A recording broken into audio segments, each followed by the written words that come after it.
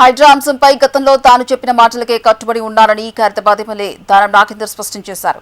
పేదల గుడిసెల జోలికి వెళ్తే ప్రభుత్వానికే చెడ్డ పేరు వస్తుందని పేర్కొన్నారు. చెరువులు, నాలాలను ఆక్రమించే వారిపై కఠిన చర్యలు తీసుకోవాలని సీఎం రేవంత్ కు కూడా సూచించారని గుర్తు చేశారు. ఆనంద్ నగర్ కమ్యూనిటీ హాల్లో దేవాలయ ధర్మాదాయ శాఖ ఆధ్వర్యంలో నిర్వహించిన కార్యక్రమంలో పాల్గొన్న ఆయన నియోజకవర్గంలోని 110 దేవాలయాలకు బోనాల పండుగ చెక్కులను పంపిణీ చేశారు. చెరువుల ఆక్రమణల వల్ల భూగర్భ జలాలు తగ్గి నీటి కొరత ఏర్పడుతుందని, హైడ్రా వాటిని కాపాడేందుకు పనిచేస్తుందని తెలిపారు. నిబంధనలు ఉల్లంఘిస్తున్న బిల్డర్ల వ్యవహారంలో అసెంబ్లీలో ప్రస్తావిస్తానని దానం నాగేందర్ వెల్లడించారు. పేద ప్రజల గుడిసెల జోలికి వెళ్ళొద్దు అని చెప్పాను. నేను ఆ మాట మీద ఇప్పుడు ఉన్నాను.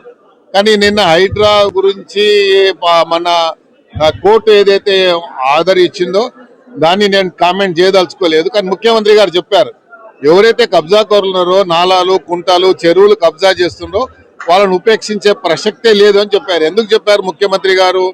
ఎందుకంటే చాలా ప్రాంతాలలో ఈ రాష్ట్రంలో ఉన్నటువంటి చెరువులు, కుంటలు అన్ని కూడా ఇదైపోయి కాబట్టి ఈ రోజు గ్రౌండ్ వాటర్ మొత్తం కూడా నాశనం అయిపోయింది. గ్రౌండ్ వాటర్ ఎప్పుడు వస్తుంది? ఇప్పుడు మేము హార్వెస్టింగ్ పిట్స్ అని మనం పెద్ద ఎత్తున ప్రచారం చేస్తున్నాం. ఎక్కడ కూడా హార్వెస్టింగ్ పిట్లు వేయాలి, దానివల్ల గ్రౌండ్ వాటర్ లెవెల్ పెరుగుతుంది అని చెప్తున్నాం. ఎందుకు?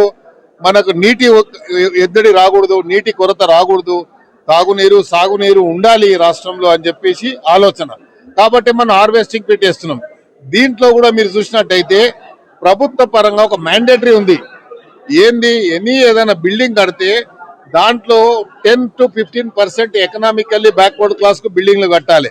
దానికి పర్మిషన్లు తుంగల దొక్కి పెద్ద పెద్ద బిల్డింగ్లు వస్తున్నాయి. కానీ ఎవరైతే ఎఫోర్డ్ చేయలేరో ఎకనామికల్లీ బ్యాక్వర్డ్ క్లాస్ కానీ వాళ్ళకి ఇచ్చేదైతే ప్రొసీజర్ ఉందో మ్యాండేటరీ, అది ఆ మ్యాండేటరీని కూడా తుంగల దొక్కి బిల్డింగ్ పర్మిషన్లు వస్తున్నాయి.